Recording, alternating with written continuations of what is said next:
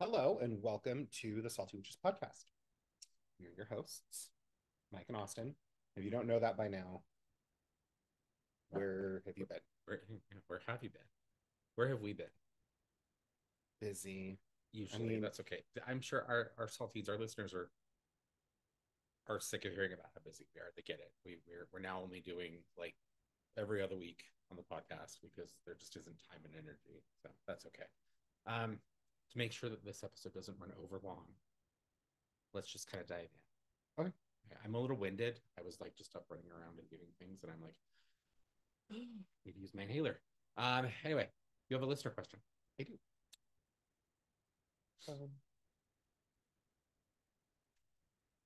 All right.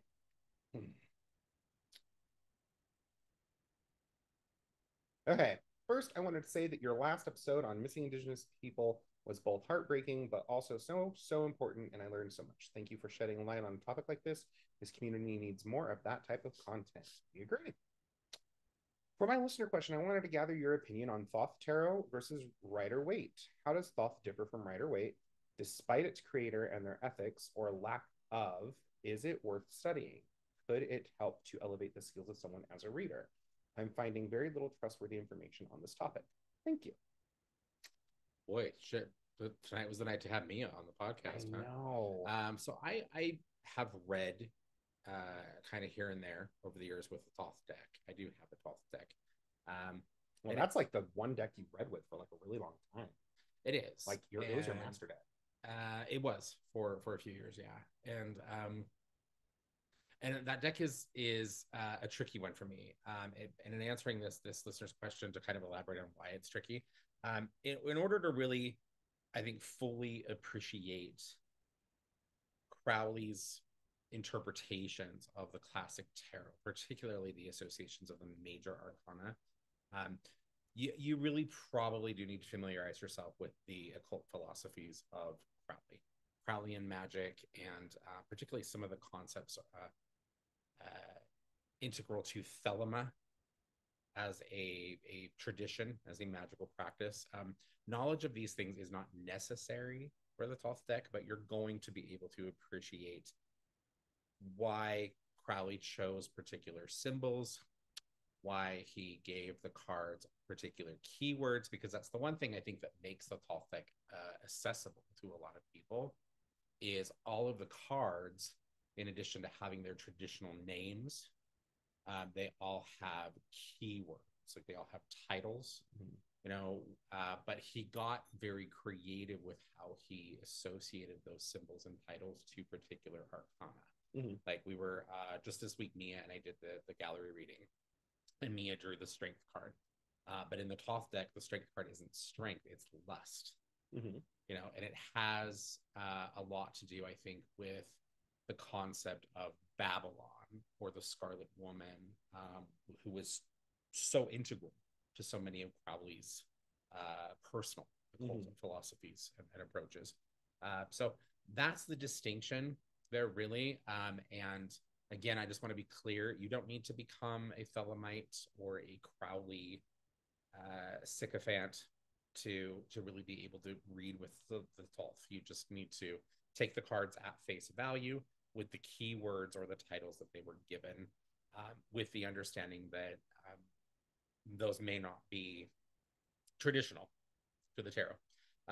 But it's probably also good to say that what we identify as the tarot today is still really kind of a fairly modern interpretation of the tarot. Mm-hmm.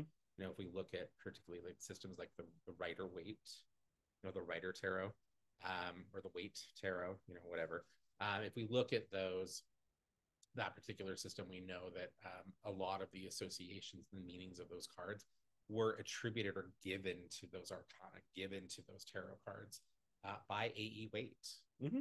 It's basically just Crowley all over again. Another person who got their hands on this old system of divination and needed to kind of make it their own and bend it or twist it kind of around their own occult knowledge and experience. And that's been part of the evolution of the tarot for as long as it has been around. Mm-hmm. That's not a bad thing or an uncommon thing. Everybody that has dealt with the tarot in whatever capacity has changed it in some sense. Yeah. Yeah. So that's my answer on Toth deck. I think to add to that, I guess one more thing. I have noticed, and I think one of the reasons why I read with the Toth deck really like pretty exclusively for a few years was there is something about that deck. It's just very much like boom, here's your answer kind of a deck. And it can be you know how we talk about like how we have tarot decks and like you have that tarot deck that's like your mean tarot deck, you know, and it's not really mean, but it has a way of just kind of like really reading you, you know. And for me, the tall sticks is like that. I could see that. Yeah, it's very much like you shuffle, here's your answer. Okay, well, what does that mean? Here's your answer. This is your answer. But no, this is your answer. Stop trying to go deeper. This is your fucking answer. Well, going deeper is an interesting thing. Like that's an interesting turn of phrase because that is one of the other benefits I found of the Tall deck over the years is depending on the type of reader that you are. Austin is very much the sassy gay best friend reader, and that when you meet with him, he's a lot of fun. He's going to tell you exactly how it fucking is, you know. And you know, and he could be seen as like a little sarcastic or mean in his readings, but you're going to walk out of that reading and you're going to know exactly what you need to do, and you're going to have total clarity of what is going on in your life. You haven't seen or heard me read in a minute. I can't imagine that's changed much. I over the years, I tend to be kind of more like the paternal counselor kind of reader. In that, you know, if you sit down with me, I tend to be very compassionate. I tend to be very patient in my readings, and I kind of go into those readings with an almost therapeutic kind of an approach. So for me, a deck like the 12th deck was actually kind of an ideal tool to use because the symbolism of those cards is really good at, like, I also think shining a mirror on the self. Yeah. And like that deep, you said go deeper, right? That deeper work, right? You know, shadow work, right? Whatever you want to call it, right? So I love that deck for that. Yeah. That's what we should do. We should have Mia on it. Let her just geek out and nerd out about tarot. We've done an episode on the tarot, but it's been a minute, and it would be really refreshing, I think, to have a different voice on that. So Jasper has been talking to us about putting that on the podcast as well. So we may have a few guests in the next little while. Should we just have like a full like let's gather around the cauldron, y'all, and just like invite guests that we've had on the podcast before for like one big episode and let us all just nerd out about something? Maybe we could do that. I'm so sorry. We could do that. Try to get all those guests together. Everybody's in different time zones. I'm looking at the technology behind making that work, and I'm like, ooh, that would be a lot. Listen. Anyway, did we answer that question? I think we did. Yes. Okay. I'll throw my 2 cents in there. Tarot is tarot to me. I love Mia so much. Mia has so much knowledge on tarot. She has forgotten more about tarot than I'll ever remember. And if you are familiar with Mia, even if you're not familiar with Mia, you will also love her. Yes. Not just because she is like the tarologist in our little clique. She's just a very cool person. She's very cool, sweet, very smart. She does all kinds of stuff. I mean, she's into like all the high ceremonial stuff. She does Kabbalistic practice. We're breaking her. We're breaking her. We're breaking her. Yeah, we're breaking her. What's that mean? She is getting her to lose that. I don't think she ever will. I don't think she ever will, just because it's kind of how she got started. But she and I were having a conversation today about how she's like she was sharing an experience she had and about Hecate. And she's like, I'm connecting through it all through the Kabbalistic. And then I just realized it's just Hecate. It's all just Hecate. She was totally meme of like the guy from Always Sunny in Philadelphia. Which meme? There are so many Sunny. The one where he's like, everything's connected. Oh, Charlie, yes. He's in the mailroom. Yes, that is Mia with tarot and Hecate. Yeah. That's actually kind of cool, though, if you think about that, because that description, the way that she's explained that through her own experience and gnosis, if you look at all the Sephiroth, the Tree of Life, Mm-hmm. and the Qliphoth as well, you look at everything, all those spheres of existence and materialization, manifestation, all of them. Um, if you look at the perspectives of Hecate as a deity within Hecatean craft, um, she is the Tree of Life. Yeah. So it's fascinating that Mia came to that, particularly as someone who is still not super familiar with Hecate, but she's getting there. Anyway, the reason I mentioned that, and the reason that we probably went on this little bit of a tangent around Mia, is if you get a moment, go and follow her on social media. She is on Instagram. She is on TikTok. Yes. She's on Facebook. Yes. Anyway, but she is at Tarot Miso. It's at TAROTMISO. It's kind of a play on the word tiramisu, but she's at Tarot Miso. Yes. And she does love miso soup. She posts some amazing stuff. She does deck reviews. She does, yeah, that's okay. You guys go check her out. It's totally worth your time. And I'm very proud to say that she is a part of our little family. Me too. She's quite. She helped me move the readers too. I appreciate that. That was so clunky and awkward. Ding up my walls. We did. I was very worried. No, we didn't ding up the walls. We're good. Okay, so I think we answered that question. Oh no, I kind of went into it and then I tangented. Hi, ADHD. Sorry. So basically, I like the differences that I see in the Thoth deck and the Rider Waite is the Thoth and the Rider Waite, they do switch justice and strength. And I do actually prefer the strength being the justice card and justice being the strength card. Especially with how Mia kind of explained it. And we have her on the podcast, which we should. I can have her go into that. But she explained like strength not only is lust, and when you look at it, it is like the Whore of Babylon and all this other stuff, but it's so much more than than just, oh, you have the strength to do this. It goes deeper, and so I do like the Rider Waite. If I had to pick between those decks, I would probably, it's hard. The Rider Waite is easier for me to read. The Thoth deck is prettier. I agree. And just because you mentioned it, the placement of the Justice card and the Strength card mm-hmm. in just contemporary tarot decks, switching those around, that was actually AE weight. I know. So really, only decks rooted in the Rider structure of the tarot are going to have those placements for those cards, those major arcana. Most other decks historically were flipped. But also historically, decks had a lot of things very different structure. Yes. So particularly if you look at like the old school Torochi decks. Mm-hmm. Anyway, so there it is.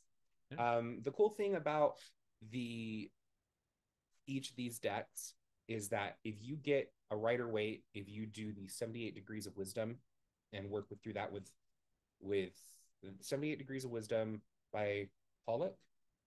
Yes, Rachel Pollock and Archetypal Tarot. Is that also a Pollock? I don't believe so. No, that's C. Is it Chang? Is it Chang or no? No, that's Tarot Correspondences. Is it Duquette? Oh, yeah, I think it is Duquette. Yes. They're both really awesome books. One of them is very good for like it's a workbook and a structure, and it's all based off of the Rider Waite system. So if you really want to learn that system or go deeper into that system, those two books plus traditional Rider Waite deck, it doesn't matter if it's Radiant or regular Rider Waite. The artwork is the same. One is standard definition, one is high definition. Literally the difference. Okay. But then there's also a book / workbook with the Thoth deck as well, which was also written by Lon Millet. Yeah, and that's an exploration of the Thoth Tarot. As it is structured around the practice of Thelema. Yeah. So actually think I might get or that at book. least the philosophies of, because it's not all fell in the Bible. Yeah, I think I might actually get that book and kind of. Anyway, so there you go. So, Mike, what are we talking about tonight? Tonight, just as a topic, I thought it would be fun. I mean, we can go into other things too, but we've talked about it a couple of times on prior episodes now, just in passing. um, but I thought it was something that was it's a very big and a very sad situation that continues in our world. Um, and I don't really want to go into the specifics of the situation itself because lots of conversation is already happening about that. And a lot of work, I think, is already being done toward some sort of resolution, hopefully good resolution. But what I'm alluding to is the Israeli-Palestine conflict. Okay. And actually, it's really unfair calling it a conflict at this point because really what it is it's the Palestinian genocide. Yes. That is happening at the hands of Israel. And for Saltines out there, I just want to make it very clear to you. We are, I think, in our group, we are definitely anti-Israel in this situation. Um, and to elaborate on, okay, we are not anti-Jewish people. Okay, we're nothing like that. There are a number of Jewish people out there that are just as shocked and horrified by what the Israeli government and military are doing as many other people are. So this isn't really about picking a side. This isn't really about who's right or wrong necessarily. This is about a general observation of who really is the aggressor here and who is really doing the most damage and who has taken the most life and innocent life. So I needed to get that out there. Okay. But having said that, once again, this is not an anti-Israel, pro-Palestine kind of a podcast. It's not what we're talking about. And we're really, again, to be honest, we're not even really talking about the specifics of that particular situation. What I wanted to talk about with this, and this is going to be based on a lot of, again, the conversation that we're hearing about this situation, particularly within the witch community, because as witches, and those of you who watch the podcast, if you are witches or magical practitioners of any kind, you will understand that we have all of the same abilities to approach situations like this in mundane ways, in day-to-day human life kinds of ways, right? We could donate money, we can call political leaders, right? We can do other things, right? We can help families that are being affected by this situation to survive, right? I mean, there are things that we can do in a very human, mundane, material kind of a way. But as magical practitioners, that's not where we have to stop. We can move beyond those things and also work toward a magical and a spiritual resolution to these things, which is where I think a lot of our power ultimately lies as witches. We are not limited in that capacity, we'll say. We don't choose that limitation, right? I guess is maybe another way to put it. Anyway, so what I want to talk about though is strategies and ideas and concepts around like better practices for magical work being done against a situation like this. And this situation, to be honest, is I think just the latest atrocity that we've seen in the human world, right?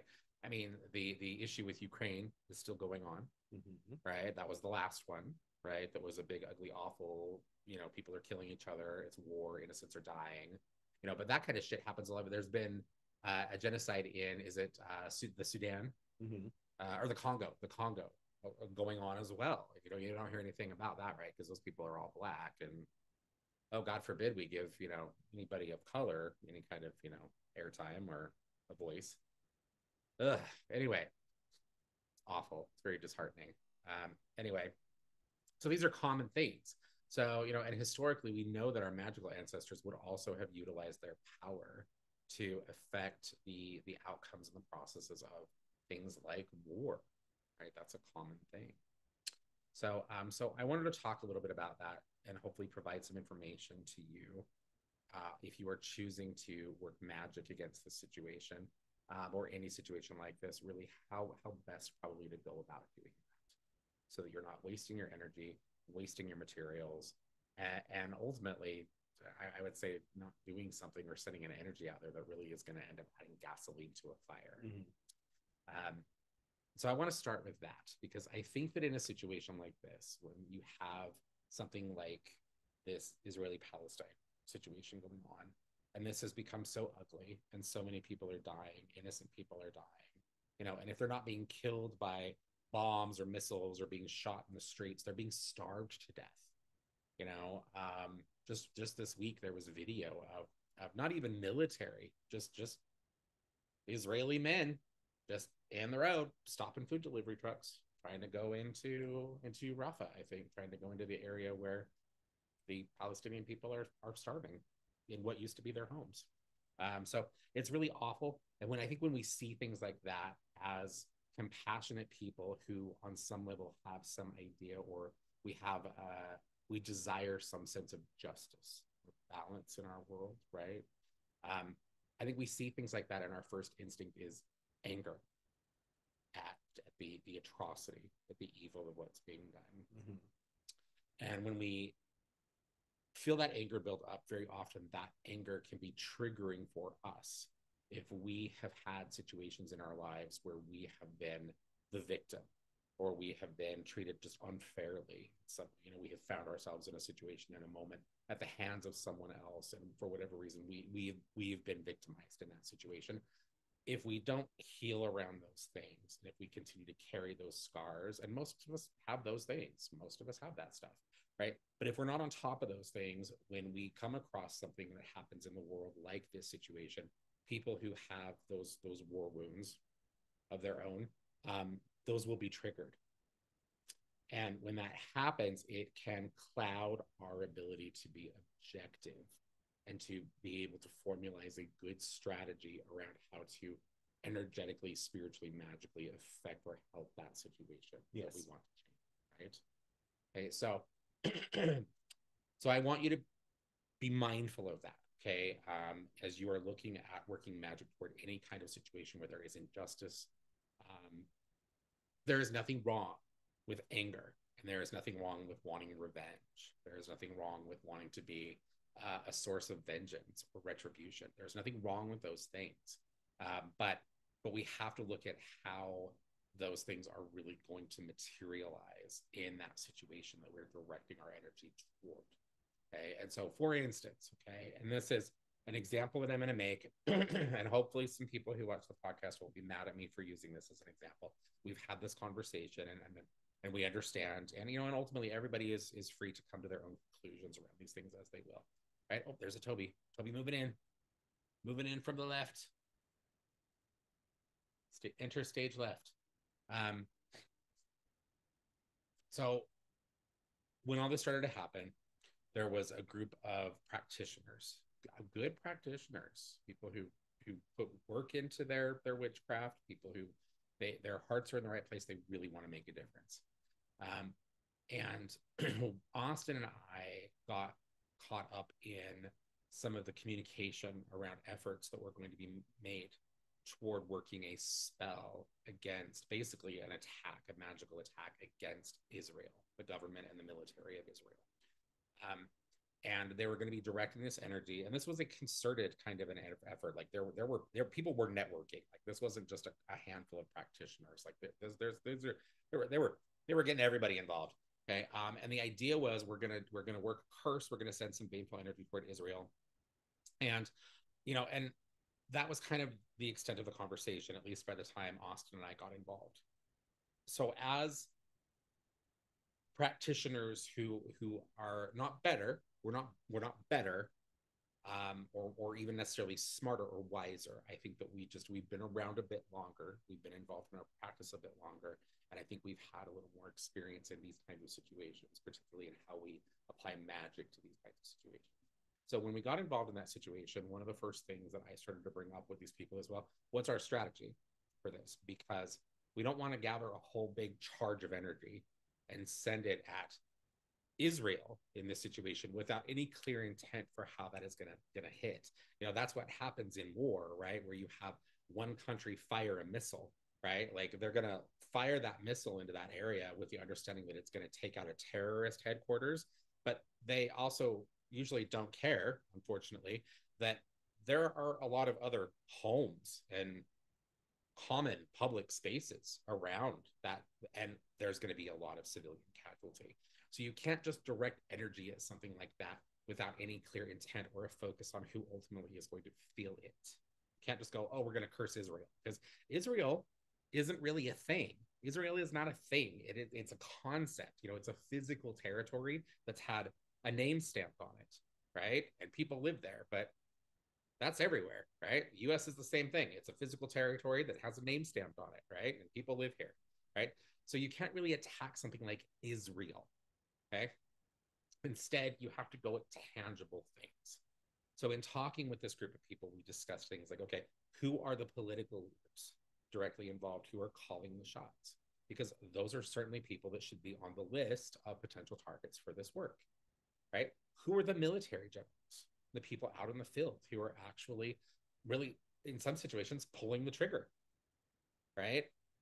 These are people that should be on the list of basically targets for that working, right?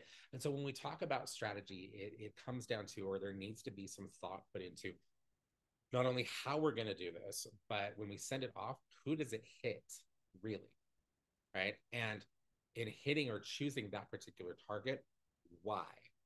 Why that target, right? Now, in looking at that, right, we could say, and this is just a for instance, right?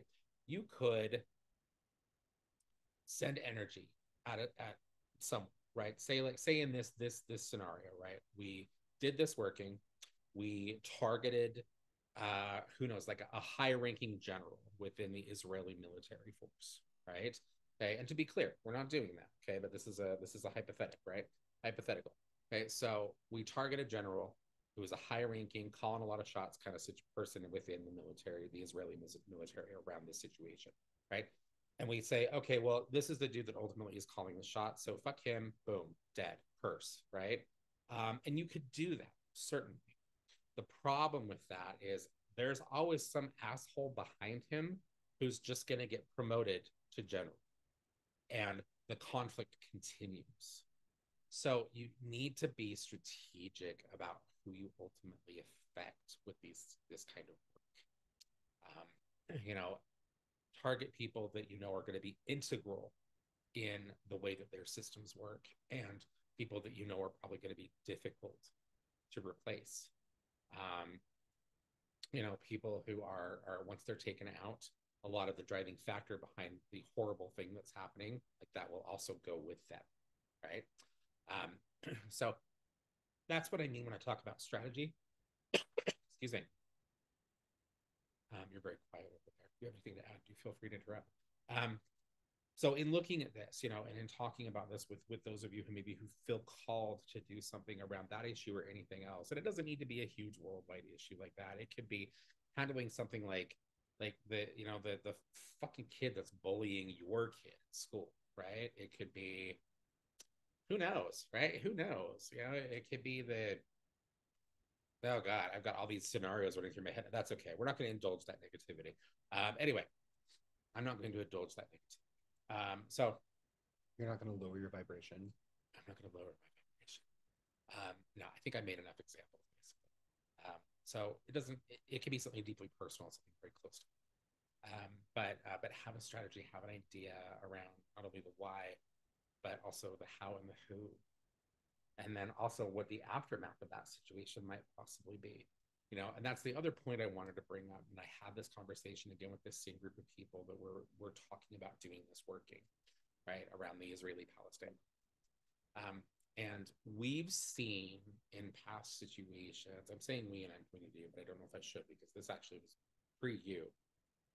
But in years past, the coven, the group of us that were the coven at the time, the family coven at the time, because that nature of the coven has evolved and changed quite a bit over the years.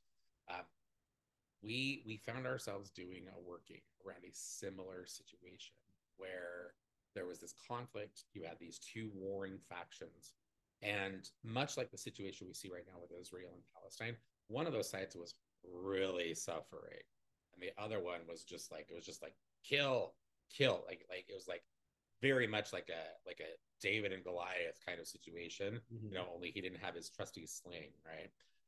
David didn't.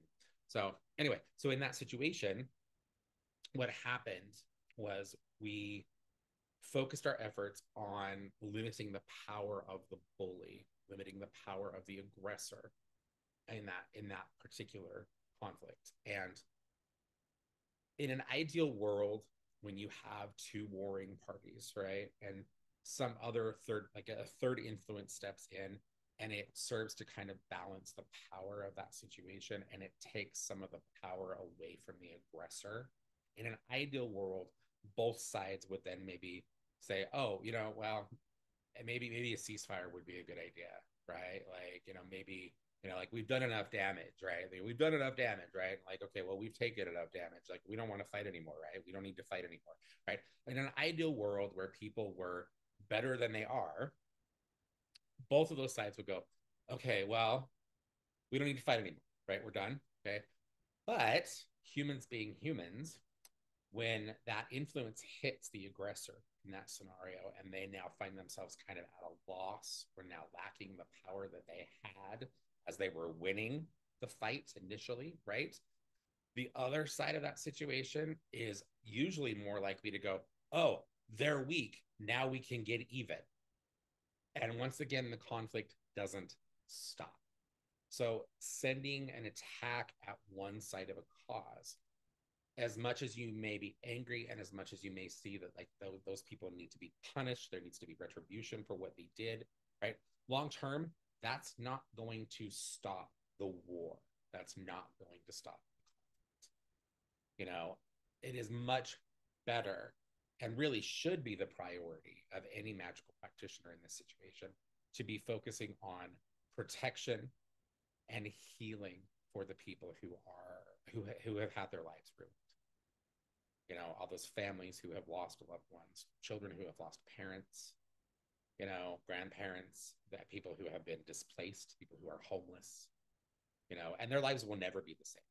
These people's lives will never be the same, ever, ever. And so rather than focusing on that he hit me, I'm going to hit him back. Instead, I want to encourage all of you to put your anger aside, put your need for justice aside, at least at the start. Focus on helping the people who are truly suffering. That is a much better approach. And the reality is if you years ago, if you were one of these people I mentioned a few moments ago that carries hurt, and when situations like this come up in our world, they trigger that hurt in you because you know what it feels like to be the victim, right? If you had in that situation where you were coming out of that trauma, you had been harmed and you were then in that process of recovery, if you had someone in that situation, and I'm hoping you did, but if you'd had someone in that situation that had been there to not beat up your bully, but to help you focus on getting your life back together, on healing and helping you to move past that hurt, you may not have that trigger today, right? So it's much better to focus in these ways, to focus on healing and safety and protection and bringing peace to these people. I think that that's also really important if you think about it, because if you look to the future, right? And I think that's one of the other things that people don't do, or they're not really careful about when they're working magic or sending energy in situations like this.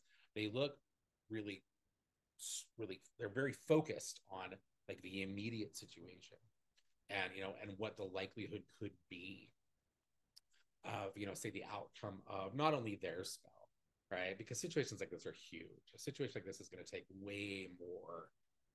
There's going to be way more involved to bring resolution to this than just witches casting spells, right? Though we can do some amazing shit when we cast our spells, right? But we focus so much on the immediate result of what we want, right?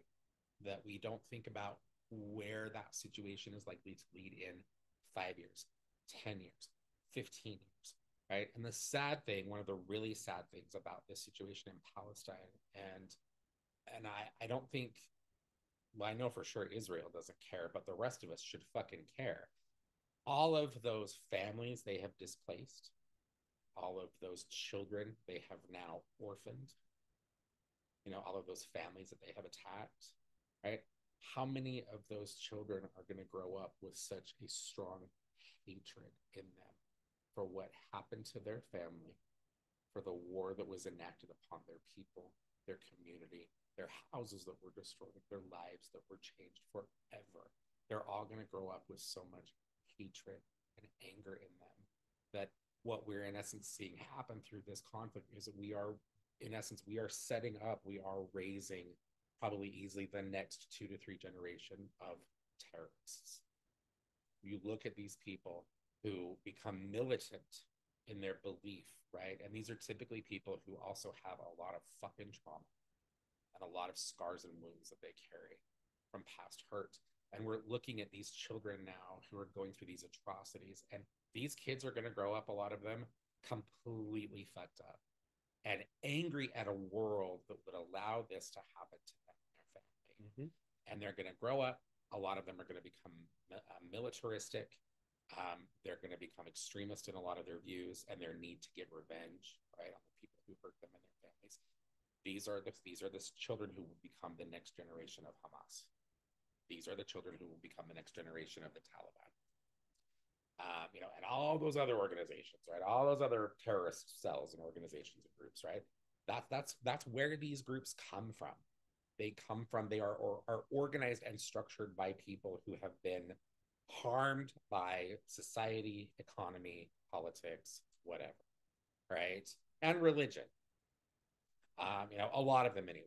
And I'm discounting when I say that. I'm not including a lot of the people that get involved in terrorist or organizations who are actually planted there by governments like our own, because the good old US of A, and I'm sorry if there are any patriots watching this, but we're in this situation right now around Israel and the history as it would relate to the conflicts in the Middle East. Our hands here in the US are so dirty. We are complicit. The US is, it's bad, so bad. We're not the hero.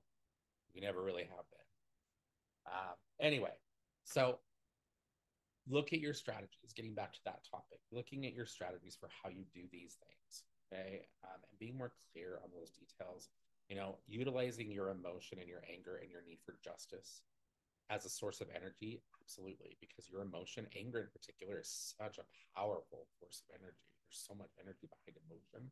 Anger in particular, particularly like righteous anger, oof, shit, that'll get some stuff done. But channel that in the right way, and use that as fuel for your spell, but don't operate from a position of anger and a need for revenge, because your vision will be we will go into that working half blind. Mm-hmm. That will not materialize in the way that you want it to. Consider the collaterals, because there are always collaterals in a situation like this. And I'm not a collateral damage kind of person.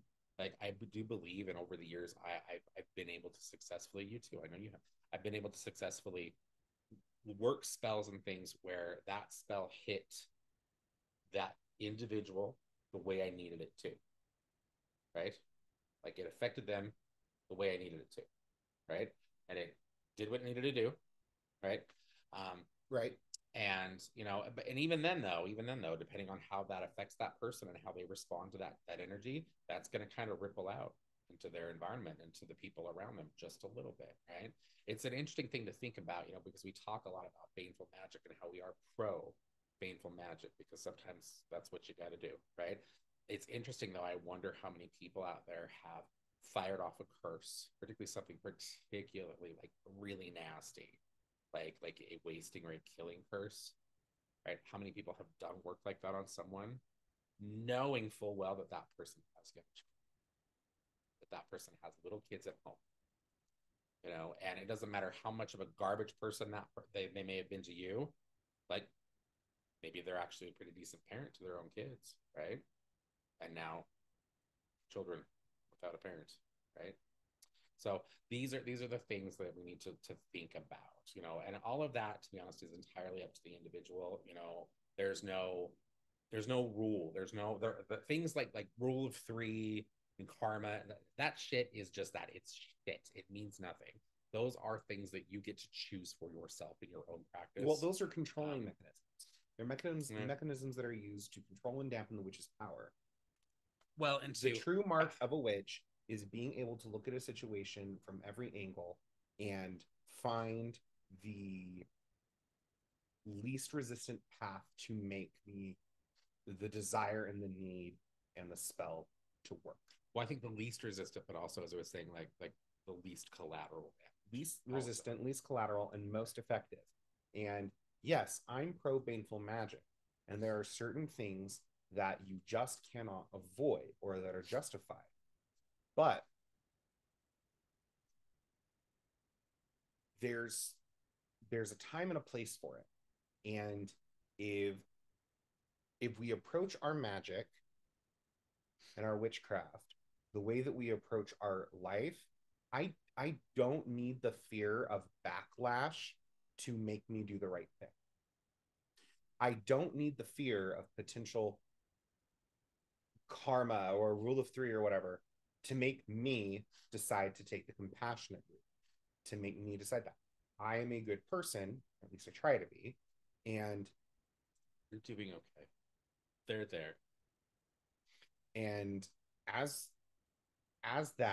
such, as someone who's put myself in a position to help heal people, yeah, as much as I get it, you want to hurt someone. How about you focus on healing yourself? How about you focus on taking that energy that you're expending on hate and rage, which is justified,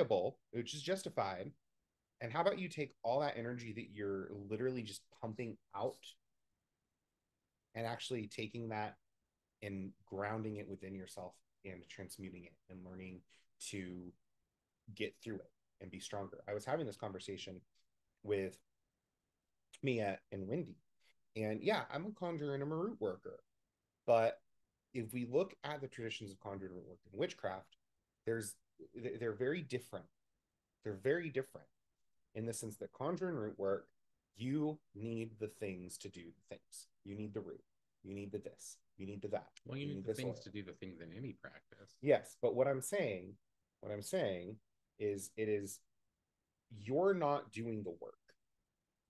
You're waking up things, telling the spirits to do this, and then working with that relationship like you would a friend. As a witch, a traditional witch,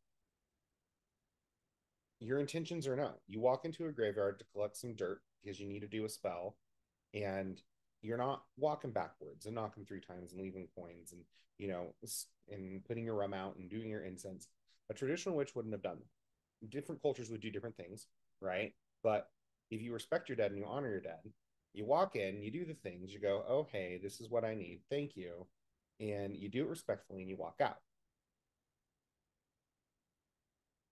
And because you're a witch, you're working with spirits already. A secular witch, that's one thing that is very empowering about secular witchcraft is, yeah, you make up your own rules, but that also means that you are left to the whims of yourself. And so if you decide to be an asshole, which I often do, then that's what you're going to get. You can't expect to be an asshole to someone or a spirit or something and expect it to work for you. But if you approach everything with the idea that everything deserves compassion, everything deserves balance, everything deserves, these things, these are all innate things,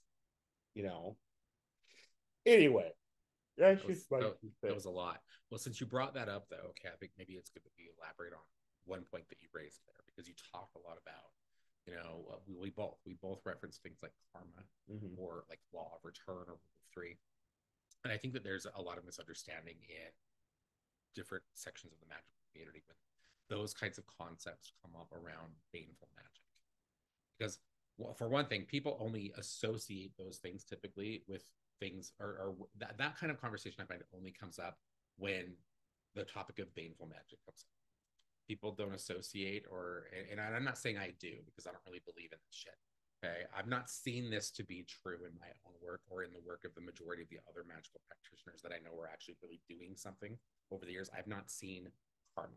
I've not seen a law of return. I have not seen rules of three. I have not seen any of that shit actually play out. And I think if it did play out, the world would actually be a much better place, which is unfortunate. But here we are, right? Fuck that free will. Anyway, so,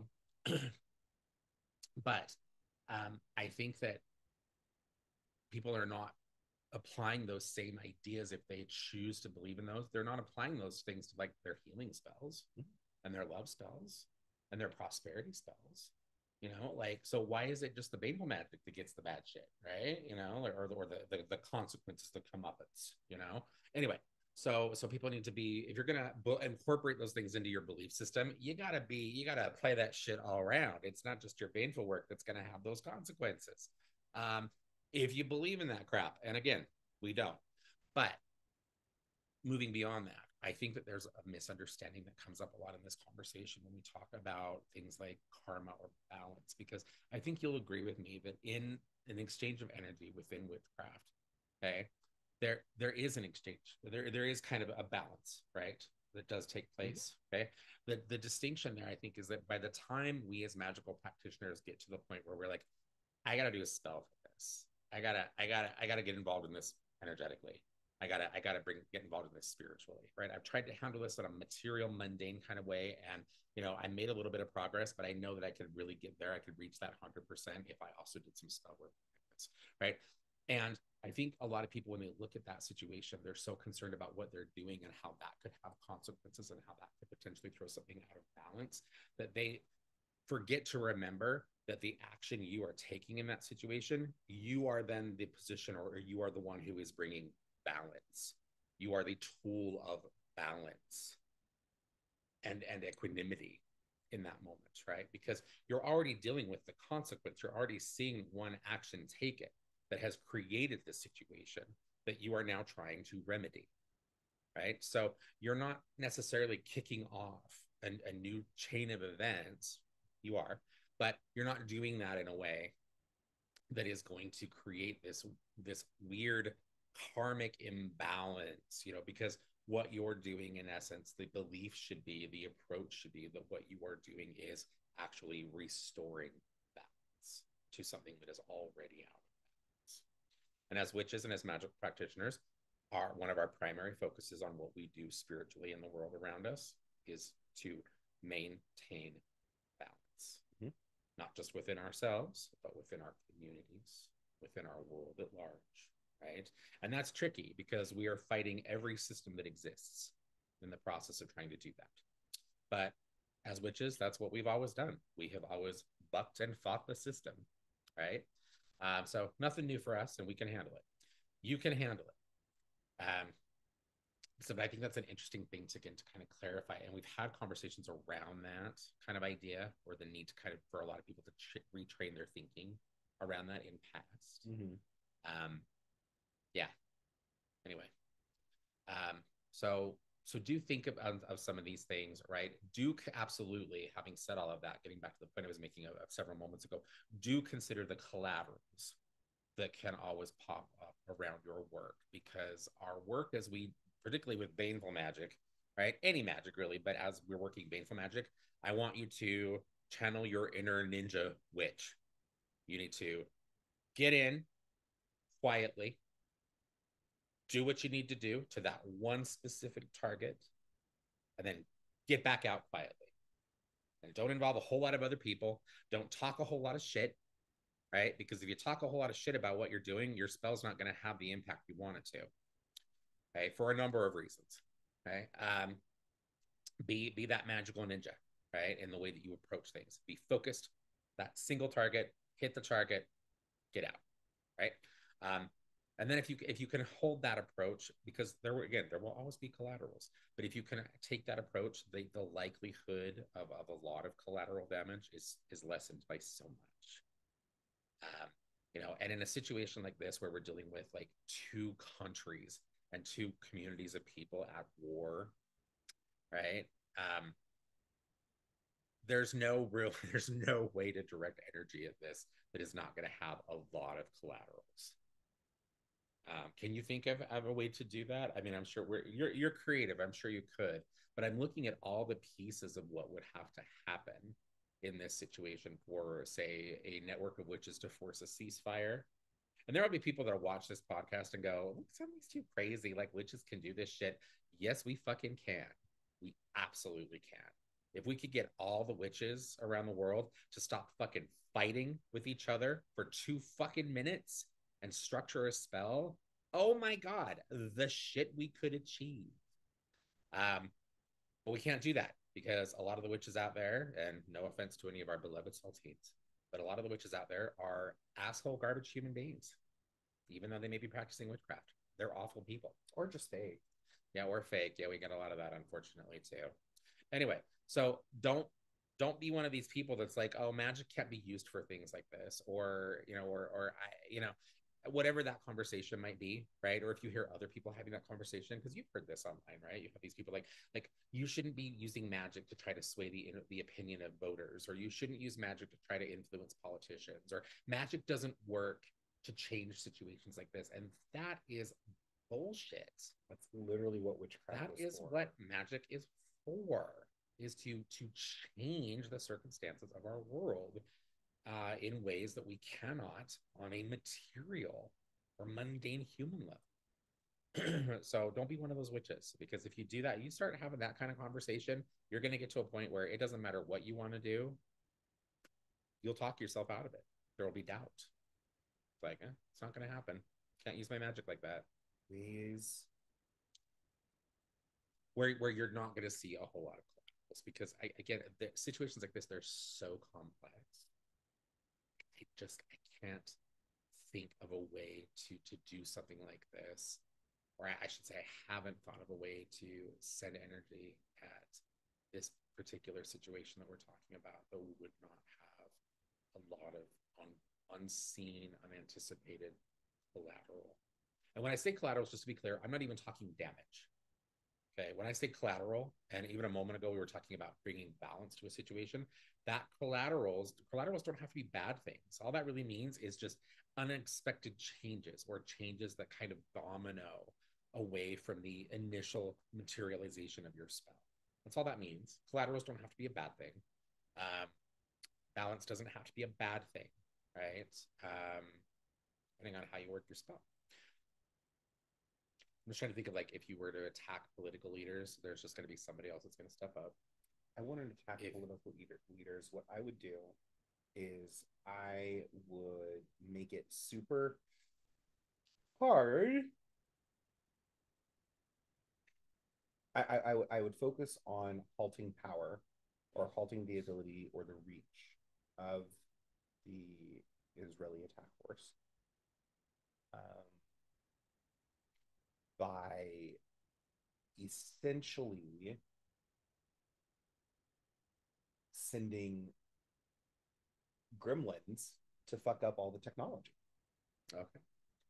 You can't fire a tank or drop a missile if the doors aren't opening and the cartridge isn't firing.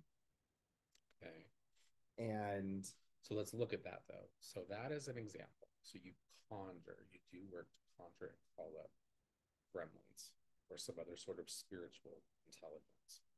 You send them over to that area of the world, or you materialize them in that area of the world. And you say, this is your job. You're going to attack their tanks. You're going to attack their rocket launchers. You're going to attack their missile silos. You're going to attack their jets. Whatever it is, right? You're going to attack the equipment behind the military, right? And you do that. Okay, so I've got a couple questions for you now. Okay, and I'm curious to see what your answers are for this. Okay, with this scenario. Okay, so you do that, and that spell is effective. Those spirits go. They have a field day with all that equipment, but in the process, how many Israeli soldiers have you now killed because their equipment functioned, because the jet fell out of the air, because the missile didn't detonate in the right way and it blew up the tank, right? Or whatever. Right? Like, and I'm saying that, and again, just to clarify, we know, because it has been made public, there are many soldiers within the Israeli military right now that are like, we hate this. We do not want to be doing this. We do not want to be gunning down innocent families. There have been a number of them that have, of course, with great risk to themselves, spoken up and said, "This is so wrong. This is so wrong." You know, so that's one collateral to consider, right? Like now, how many Israeli soldiers have you killed? But many of whom did not want to be in that tank, did not want to be in that jet. Okay. Second collateral, once those gremlins have done all that damage, where did they go? Are they just left to continue to? No, of course not. I'm a witch. Once their job is finished, they go back to where they come from. Okay. Okay. No, like I said, that was a question I had. Though I'm bringing that up because I'm trying to get our Saltines to see like these are the types of things that you need to think about. If we were are we just focusing on attack? No, looking at my face. Well, in this instance, you brought it up. You kind of went that route. You're like, I'm going to send gremlins up to go mess with Israel. Oh, see, ship. I thought that we were focusing solely on attack. Because I would do, because there are a number of ways to approach a situation like this. What I would do is I would first focus on the people of Palestine for protection, for protection and healing. Okay. And with Hyroxy. Can you please give me some like what do the mechanics or the logistics of that look like though? Like how are you materializing that protection and healing? I would actually do necromancy for the benefit of our teams. Necromancy. I would utilize necromancy. Okay. I would call up the spirits of the fallen soldiers of both Palestine and Israel. Okay. And utilize their fervency in what they were at, what they were doing. Specifically, the Israeli soldiers, I'd call up like the ones who didn't want to be there, who were willing to make peace. And what I would do is I would try and function necromantically as a channel or medium energetically to bring spirit to bring peace to those spirits, because we know as above so below. So if we bring peace to something on a spiritual level, you're making my belly show. You need to get down. Come on. If we bring peace to something on a spiritual level, that should overlap and bleed into the physical world. Okay. Dude, you need to move. He's totally obscuring you on the podcast. That's fine. No one needs to see me. They can hear me. As long as they can hear you, I guess. Hi. It'll just look like I'm having a conversation with Scout's side. You're a dumb. Oh, he's my dumb. Okay. So that I can see that could be an effective method of working that. Okay. I wanted you to kind of elucidate on that a little bit because again, I think it's to the benefit of our Saltines to kind of hear like, okay, how you know what you want to do, right? But then how do you actually structure that? How do you make that work, right? One way I thought, in talking about this situation with a few other practitioners, and which is one way I thought would actually be really effective at approaching this would be to do some sort of work to compel, and again, we're kind of technically on the border of baneful work with compelling work, right? Because we are, in essence, kind of taking power of choice away from someone, right? But if we know that person is going to make the wrong choice, is that really a bad thing, right? But to do some sort of compelling work around this, but not to focus at all on Israelis leaders or Palestinian leaders, because we know those people hate each other, and we know that it doesn't matter. They need zero excuses to attack each other, right? They've been doing it for decades, right? Over really, really dumb, frivolous shit, right? A lot of the time, right? Not that this is dumb and frivolous. This is horrific, but but historically there have been a lot of tensions and difficulties between these communities of people that have just been really unnecessary. That's a very gross simplification, I realize, but that's okay. We won't go into it. Anyway, so I thought instead maybe it would be better to focus compelling work on some of the other world leaders involved. We have countries out there that are so not talking about the US because we suck here. Our government and our military are going to be of no help in this situation, unfortunately. But other countries like China, even European countries that are not militaristically powerful, but they are economically powerful, and to do something to compel the leaders of these countries to basically say, like, okay, if you don't stop this shit, we're going to sanction all of your political leaders. We are going to basically make it illegal to import any of your products. We are going to cut you out of all of our banking because the World Bank is very much a thing, right? We're going to hit you in these ways if you do not stop this, and getting some of those other people involved, saying like, hey, if you don't stop this shit now, we're not going to attack you. Like, this isn't going to be a world war kind of a situation. We're just going to basically shun your entire country. No one will have anything to do with you anymore. You will be economically destroyed, and politically ruined. And so there are ways like that where I can see, like, okay, this would be perhaps a more effective way to handle this, because in that situation you're still putting a little bit of a smackdown on the people who are in the wrong here, but you're doing it in a way where a whole lot of other people don't necessarily have to die, and you're encouraging some of these other world powers who maybe have been a bit quiet or complacent around this situation. They haven't really spoken up. They haven't really been a source of support one way or another. You're encouraging them to say, like, you know what, maybe we actually should give a shit about this. You know, and so I think of things like that. I think of other ways of trying to be creative, because we should always be creative with our magic, right? That's the whole purpose of magic, is creation. Basically, the scene in American Horror Story Coven where Fiona uses a maze and a rat to bring down the witch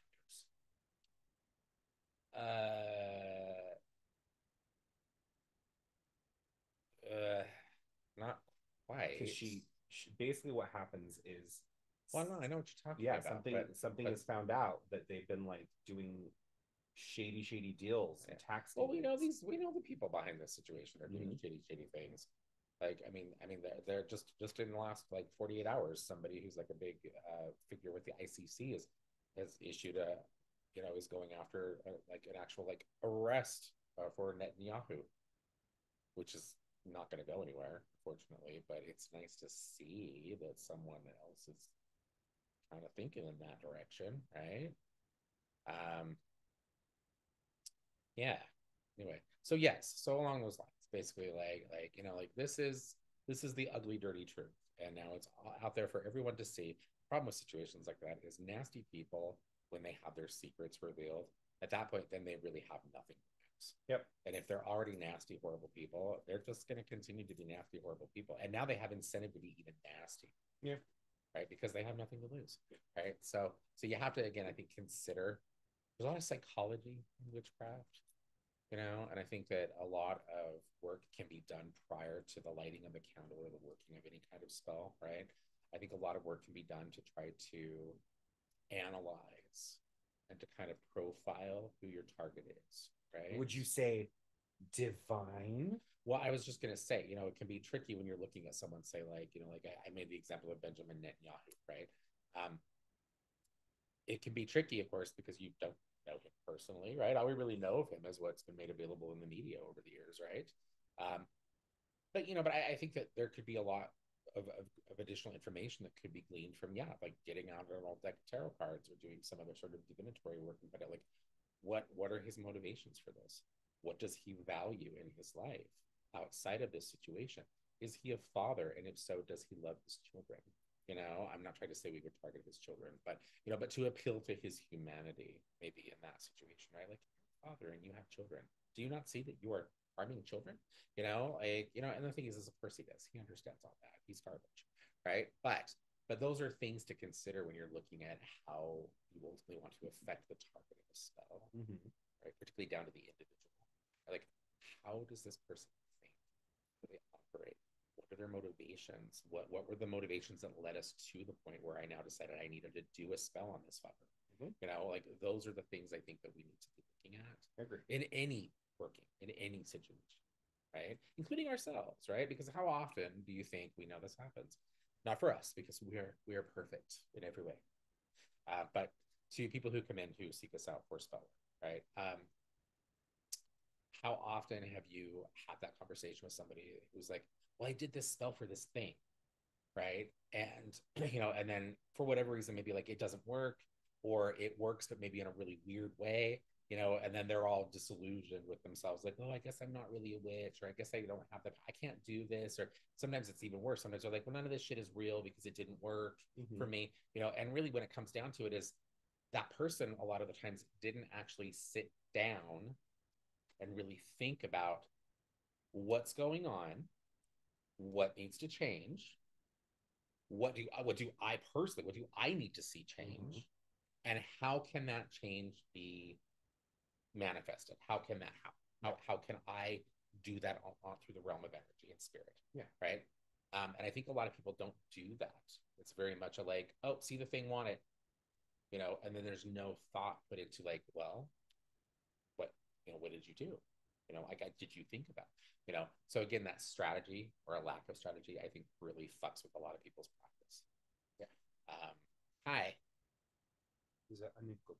I don't think that you do. I think that you're just being a butt. You need to sit over. We're almost done. Okay, you're gonna be just fine. No, I don't know. I don't want you in my lap. No, you're a shit. Go away. No. Um. Lay down.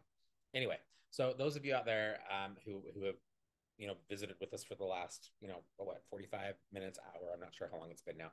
I think it's been over. Has it? You're so long. Think about these things, right? And in any situation, it doesn't have to be a huge world conflict. It doesn't need to be something on that scale. But think about these things. If you're going to send your energy at something like this, you need to have a clear strategy. Without that, your intent is never going to be pure, and ultimately, the spell is either not going to work or is not going to fire off the way you want it to. Anything to add? No. Okay. I think it's probably also responsible for us to remind everybody that while yes, you can certainly send all the magic you want at this situation with Israel and Palestine, you still need to donate money and call political leaders and protest and do all of the other things that we can do as just human beings to support this situation. I think one of the reasons I wanted to talk about this on the podcast this week, not only because it's very much in the forefront of everyone's mind right now, it has been for months. But I think I made the mistake of getting onto TikTok earlier today. I don't know why I do that to myself, because TikTok is just, it's awful. So anyway, but I got on there and without fail, the last few times I've gotten onto TikTok, I see these bleeding heart social justice warriors. They're always white chicks with pink hair. I see these bleeding heart social justice warriors like beating their chests about like, oh God, we have to help the Palestinians. We have to help the Palestinians. Oh God, this is just so awful. This is just so, and they're right. They're right. I'm not disagreeing with them. But I firmly believe that if I were to private message these people and say, I need receipts on how much money you've actually donated to help Palestinians. I want call logs of how many times you've contacted political leaders.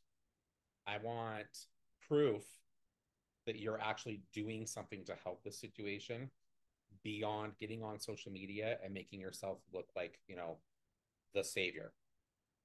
Right? Because that's what that is. A lot of these people do this shit and they're pick me people. Like, this is my moment to be special and show everybody how amazing I am and how much I care. It's like, okay, well, once you turn your phone off, Becky, are you going to actually write a check? Which is a dumb thing to say to a zillennial because they don't use checks.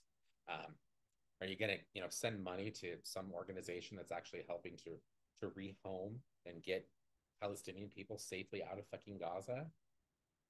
Like, are you gonna do some of that? Because no, they're not. Of course they're not, right? And I'm sure that's not everybody, but I saw a few in just the last couple of days where I was like, yeah, this 15-year-old who has no job. Clearly, they have no job because they're on TikTok all day, right? And wants to bitch and complain about how horrific the world is and how awful the situation is between Israel and Palestine. And it is. They're right. The world is awful, and so is this situation. But they're not doing anything beyond that. It's like, put down your phone, get off your ass, do something, do something. Right. And I'm so sick of that shit, and I feel a bit hypocritical going there because we're sitting here on a podcast and I'm bitching about the situation, and people are going to be like, well, what the fuck have you been doing? Right. But I've been doing other shit, and we all need to do other shit. Yes. I have been in the trenches. I've been donating money. I've been calling politicians. I've been giving BJs to Palestinian men. I'm doing the good work. Jaw is so sore, but it's worth it. I'm helping. You know me, I love So to much help. helping. I love to help. I'm not really doing that last thing, though I would. I find that when a war breaks out, I more easily channel my inner hoe, doing it for America. I'm done. I have nothing Anyway, else to say. I think that's the podcast, y'all. Um, shoot us your emails, your messages with anything that you want to say, Ask us anything. questions. Ask us questions. We're literally just like, what talk about do now? And if we ever talk about things on here, I was thinking about this the other day. I was thinking, like, if we ever talk about something on here and you're like, well, I don't agree with that, that's wrong. I don't know. Send us that shit too. Yeah. Right. The thing is, like, I love a chance to actually have those kinds of conversations with people as long as it's actually a conversation. Like, we've had a few people, like, I think just a few weeks back, I mentioned already on the podcast, we had this woman who was like, your podcast is bullshit. You're just on here spewing woke garbage. And I was like, okay, calm down, Marjorie Taylor Greene. Okay. It was like, why are you even listening to our podcast? You are clearly a middle American white conservative woman with very little knowledge of paganism and witchcraft. Who the fuck turned you on to this podcast? Right? Like, are you scoping out the witches for your pastor so that you can go to church on Sunday and seem even more pious because you're watching the country to make sure the degenerates don't get us? Right? I mean, that's the only thing I can think. And like, if you're gonna go vote for Trump, like, don't fucking listen to my podcast. This is not the venue for you. Okay. And I didn't go there with her, though I really, really want to. But if you are someone who is able to respectfully just can disagree with something that we talk about on the podcast, and you can do so respectfully, right? And handle it almost in a Socratic kind of way. I love Socrates for that and the Socratic method because it's such, I think, a constructive way to have an argument. You're looking at me like I didn't major in philosophy. I don't know what the hell you're talking about. So the Socratic method, in essence, and it's broader than this, but the Socratic, maybe you did this in college. I don't know. Sometimes this happens in colleges, even outside of these kinds of classes. But basically, when you are having a discussion with someone and there is a topic that is not necessarily an argument or a disagreement, but a topic where you're seeing that kind of your perspectives aren't really aligning, rather than being almost accusatory and being direct in your statements, like as though you're speaking like what I say is true, right? Instead, you ask questions of them, like, well, what led you to that opinion? Like where is that belief rooted? Like, why, what experience have you had that makes you feel this way, right? And so the idea there is that you are able to get that person to engage in a way that is not creating greater conflict, right? Because you're not doing that to be a dick, right? The whole purpose of doing that is to help you to understand why they believe and think the way that they do, right? And to also give them ideally a healthy space to be able to convey those things so that that can all kind of be discussed, and then there can be some sort of like meeting of minds, right? Even if you still go in separate directions and you don't agree, you can at least do so peacefully, which is something we've lost as a society. Like these days now, whether it happens in person or online, like if you disagree with somebody, it no longer do we have like it's okay, we don't always have to agree kinds of discussions. Now it's like, well, you didn't agree with everything I said, so fuck you, you're my enemy now, right? And that's so sad. And I ultimately think that it is not only the cause of, but also the result of the dumbing down of our fucking country. Right. Anyway, so but to handle that in like a Socratic kind of way, like to like I disagreed with you when you said this, and this is kind of why, or my experience has been different. I would love to get that kind of feedback as well from our saltines, because that in that situation, that could certainly be that could be a learning moment for us, right? Because we're still learning, right? I mean, I do know everything, but I'm still learning. Austin too. Austin also knows everything, but he is still learning. No, I don't. I don't know everything. You don't know everything? Are you still learning? I'm still learning. Okay. All right. Yes. Me too. That could be a learning experience for us. That also that to be honest, that could be an introduction to a really good discussion on the pod in answering a question or in perhaps responding to that communication. And potentially a regular guest spot. Exactly. Well, and also, and I say in responding to something like that, to also to respond to you in a constructive way, in a way that is meant to really engage thinking and to kind of elaborate a bit more and to share a bit more on different experiences and beliefs, right?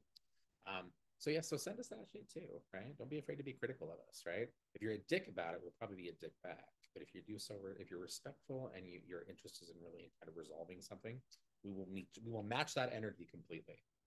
I promise. He can't, but I promise I will match your energy. I gotta go put some ice on this jaw. I think we're done though, right? Yeah. Okay. Right. Thank you, Saltine. Thank you. Have a good day, evening, whatever. Wherever you may be. Happy witching.